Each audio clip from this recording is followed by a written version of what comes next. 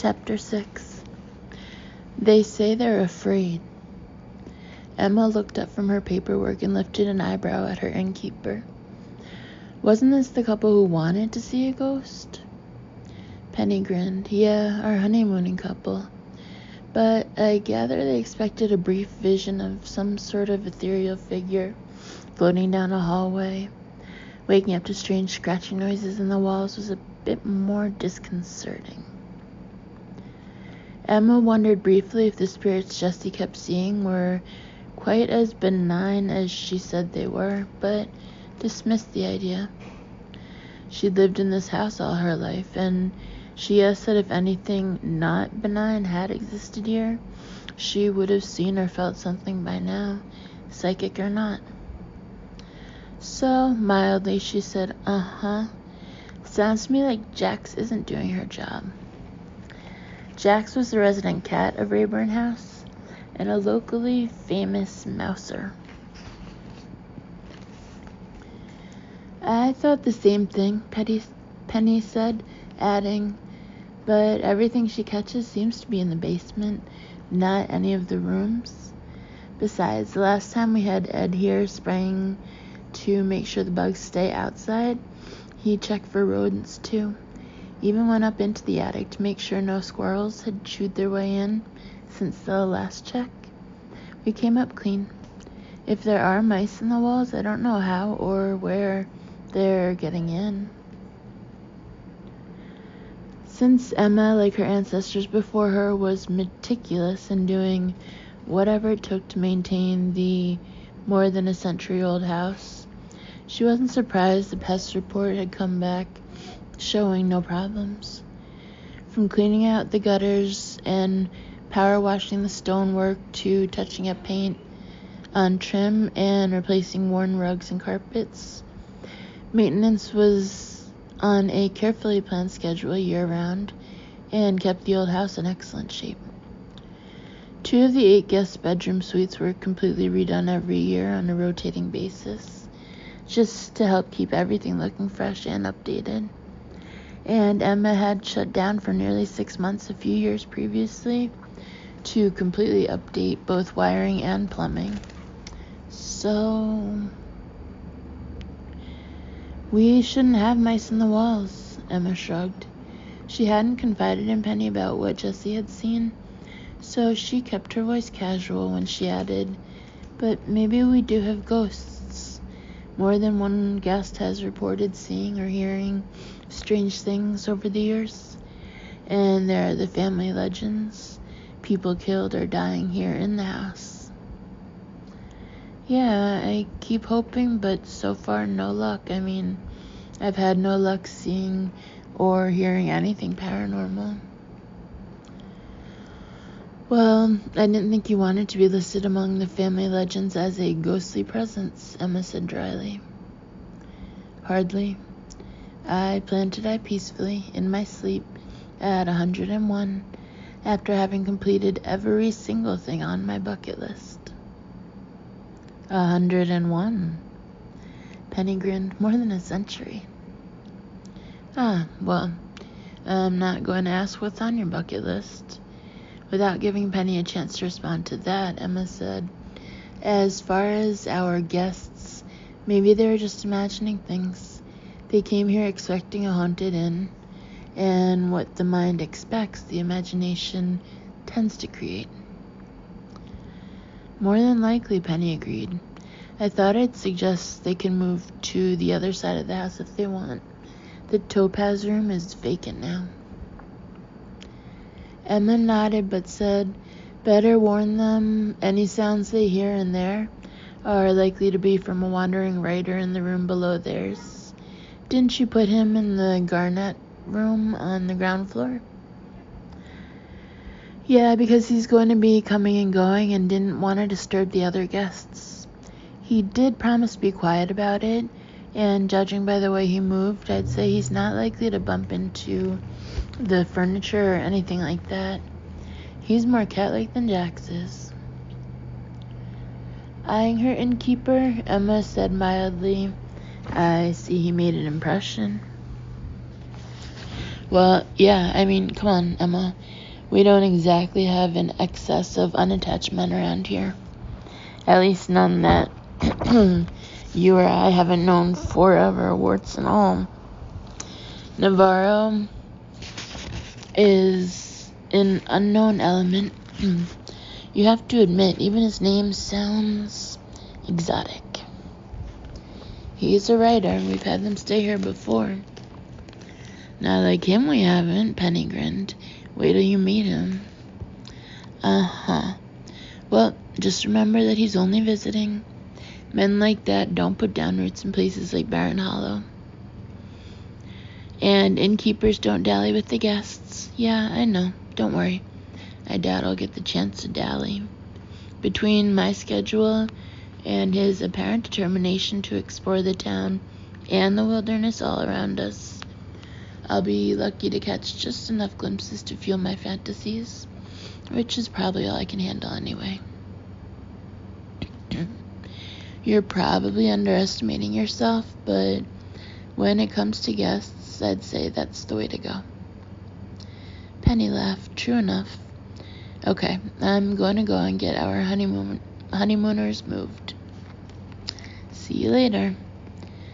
Emma made a mental note to ask Jessie if she'd noticed any spirits in the vicinity of the Topaz room. She caught herself anxiously chewing on a thumbnail and forced herself to stop, but the anxiety she felt was still very much with her.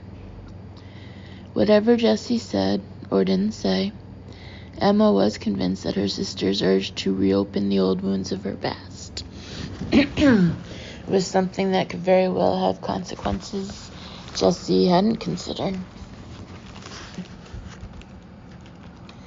Assuming Victor had in fact been involved, Emma was certain he would go a long way to protect his reputation.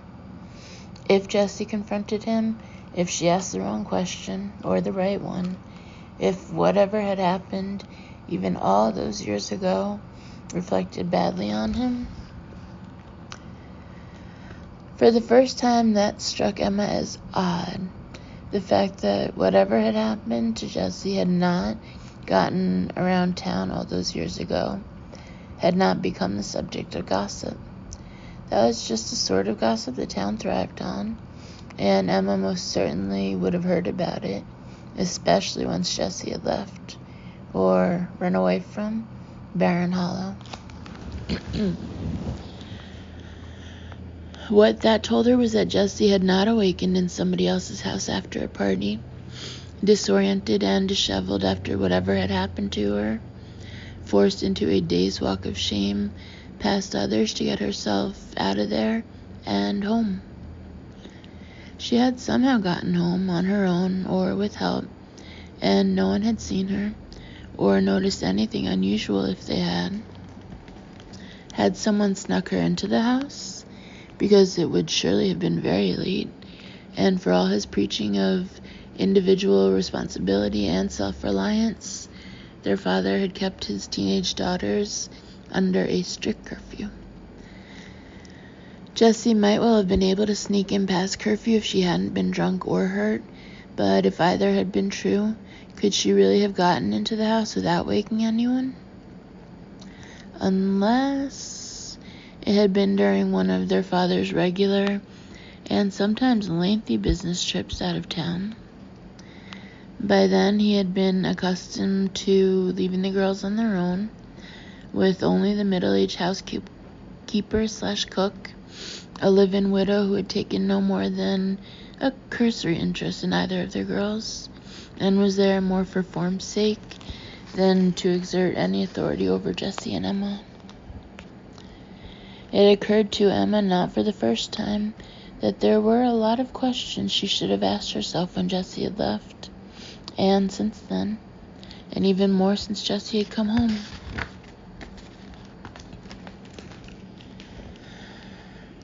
For the past, she had no excuse for not asking if something had been wrong, if something had happened to hurt or frighten her sister. All Emma remembered was that after weeks of behaving oddly, practically hiding in the house and keeping to her room, Jessie had abruptly run away, that time for good, and though upset and even angry, there had been little Emma could do about the situation. Angry? Why had she been angry? Because Jessie had left without even saying goodbye? Because she had escaped and left Emma to endure a small town life with little change and even less excitement? Maybe that had been it. Emma wasn't sure. But she was sure that for the present, she hadn't asked Jessie more than a few questions, because Jessie had made certain she wouldn't. It wasn't only her psychic walls that were up. Jessie had put even more distance between herself and her sister, and it was all too clear she didn't want that gulf crossed, for whatever reason. Emma realized that she had exchanged one anxious habit for another. She was absently fingering the small scar in the hairline over her right temple. It told her that her anxiety level was intensifying. What it didn't tell her was why.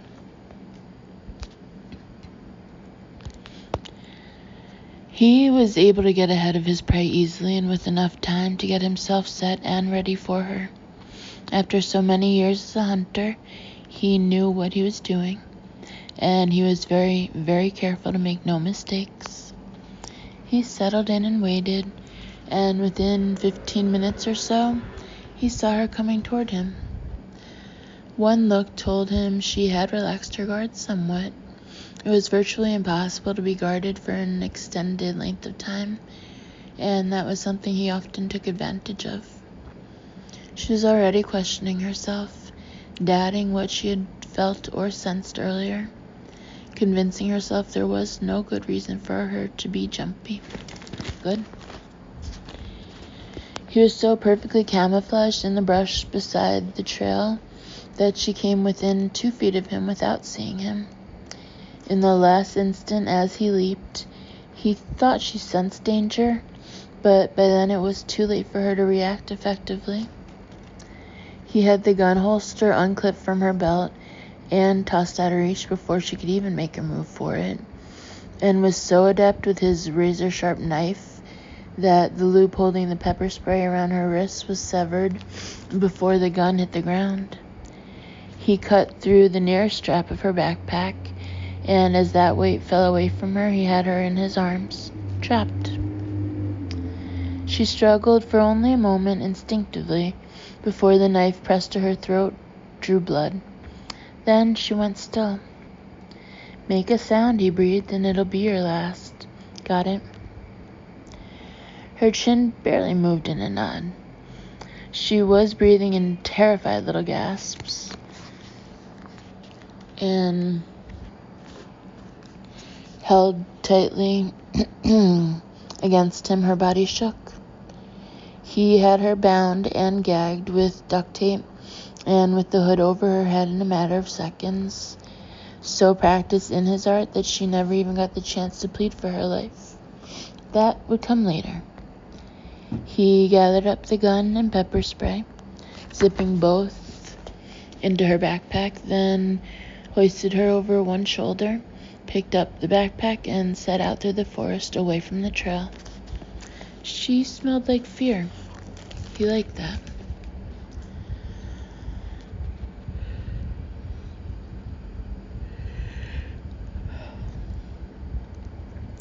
June 30. Nathan Navarro had settled in nicely over the past couple of days. Marin Hollow had at first seemed no odder to him than most small towns, and rather more welcoming than he had expected, though that could have been due to his ostensible reason for being here. He'd been warned people were intensely curious about writers. The locals hadn't wasted much time. He had patiently answered the usual questions about his surname. Yes, Spanish in origin, but generations back, and really quite a common name in the U.S. And yes, he was aware that he looked more Black Irish than Spanish, a trait for which he credited or blamed his mother, and quite a few about his supposed job. "Where do you get your ideas?" seemed to be the most popular. He'd been warned about that too. But all in all, there had been only polite, casual interest in him and only a cursory interest in his movements, which was just as well. It had given him at least some time and opportunity to get the lay of the land, both literally and figuratively. He was more resigned than surprised to find both cell service and high-speed internet spotty at best, and the terrain surrounding Barren Hollow was difficult, remote, and had a well-deserved reputation for having sheltered for generations more than one fugitive from the determined searches of cops and feds. There was more than a little bit of bad history here, rather famously so. Back during Prohibition and even further back to the Civil War, and bad feelings about various wrongs lingered even today, which was one reason he was undercover. One reason. The dense mountain forest surrounding Barren Hollow had, in fact, swallowed up a few fugitives and never bothered to spit them out, somewhat ironically since most of it was federal land. In any case, it was always possible that some of those people were still hiding up in the mountains somewhere, or maybe they had walked out at some point and just stayed off the grid, or maybe they had put a hurrying foot wrong and tumbled off a cliff's edge on a narrow mountain trail to their deaths. Bodies left exposed to the sometimes harsh elements, predators, and scavengers were likely never to be found. And if they were found, there generally wasn't a whole lot left to identify, like this one. Navarro stood in a small ravine looking down at human remains spread out across a relatively level area beneath a granite outcropping that formed a cliff high above, frowning as he studied the scattered bones, a few with tendons and shreds of muscle still attached. And there was the smell he recognized, blood soaked into the earth and decomposing flesh. Death. Not much was left of her, not much at all. He didn't even see a skull, just a few strands of blonde hair, clinging to a shriveled bit of scalp at one end and tangled among sticky briars at the other. He imagined some animal grabbing the skull and tugging, making off with all but pitiful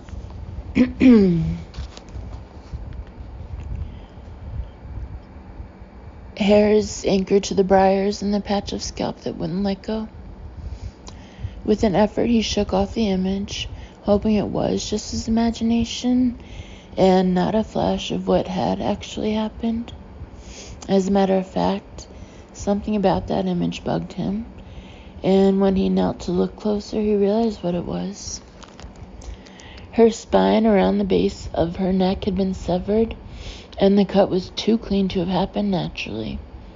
Nothing had wrenched her head free of her body. Someone had cut off her head, and though there was no way for him to know for certain if she had in fact been running and had fallen to her death, every instinct he had told him that was what had happened, which meant that someone, either an unspeakable ghoul or an unspeakable murderer, had found the remains later and had removed her head and taken it away.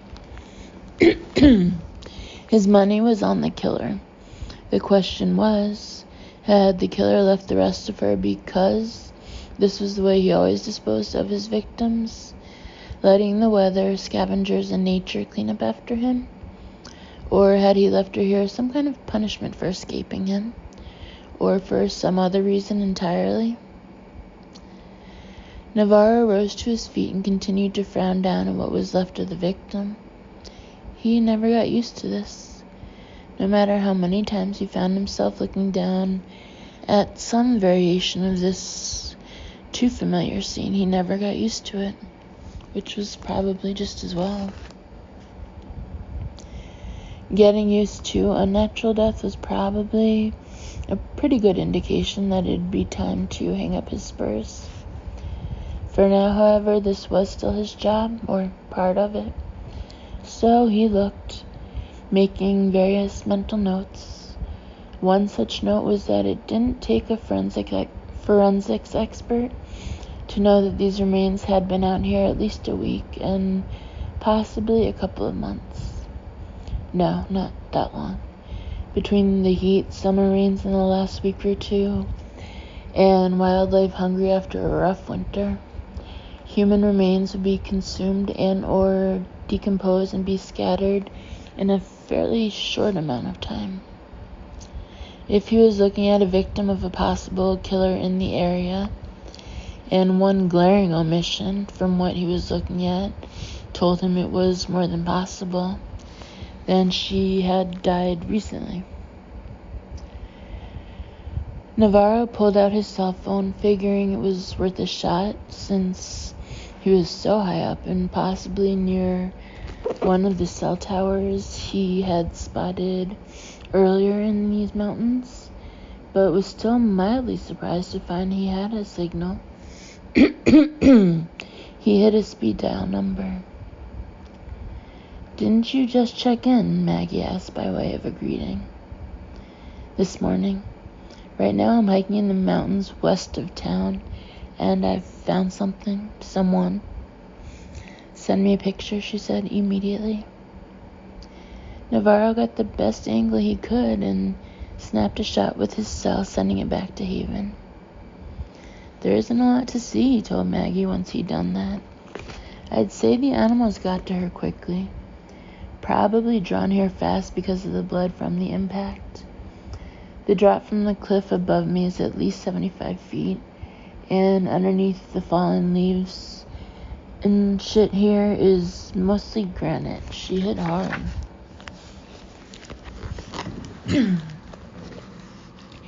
"You think the fall killed her?" "I think somebody could have dumped a body off the cliff, but this is a pretty damn inaccessible place, and why bother? If he planned to leave her out in the open for the animals to clean up. I've passed dozens of ravines off the main trails."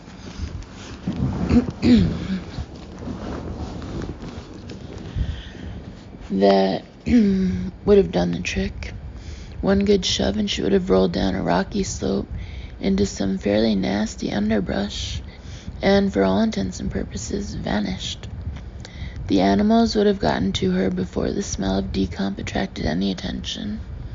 No, I think she was running, trying to escape, maybe at night, and fell. No chance it was an accident, a hiker who put a foot wrong? Take a closer look at the picture." There was a moment of silence, and then Maggie said, "No sign of equipment or clothing. Yeah, I doubt a naked woman was running through these woods by choice. Even a teenager wouldn't be that stupid. I don't see a skull." "Neither do I. And there's a clean cut through the spine. I'm guessing means he found her here and removed it. Maybe to delay identification through dental records. Unless her DNA is registered in one of the national databases, identifying her is going to be a bitch." "Meaning military, medical, law enforcement, government service, criminal, or missing persons. Those are the choices, and your average tourist or hiker doesn't fit into any of them." "There was no news locally of anyone missing?" "No. I have to say, though, the place is crawling with tourists, which is one reason I'm guessing she was a hiker or somebody else just passing through. Down in town, up on the trails, hiking and on horseback, pretty much everywhere you look are people who don't live here. I talked to a couple of hikers not an hour ago who didn't even go near town nor plan to. They were just hiking up along the Blue Ridge." He paused, then added, It'd be easy as hell for somebody to go missing up here without any media or law enforcement in the area knowing about it. That, Maggie said, is not going to make your job easier. Any other feelings I should know about? Yeah, Navarro said. I could feel it down in town some, but up here, there are some very bad vibes in these mountains. The whole place stinks of death. Something Navarro of all people would know, because when he came hunting, he was hunting the dead.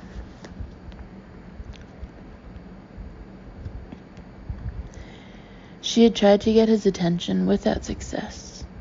At first it had baffled her because she recognized what he was and knew he could sense what others could not. He had, after all, left the trail and gone almost directly to all that remained of her.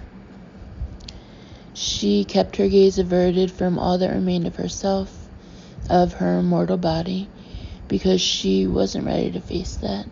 Maybe she never would be. Then again, maybe never was a useless concept whenever she drifted in between these attempts to break through to the world she had so recently inhabited. Why can't you see me, feel me?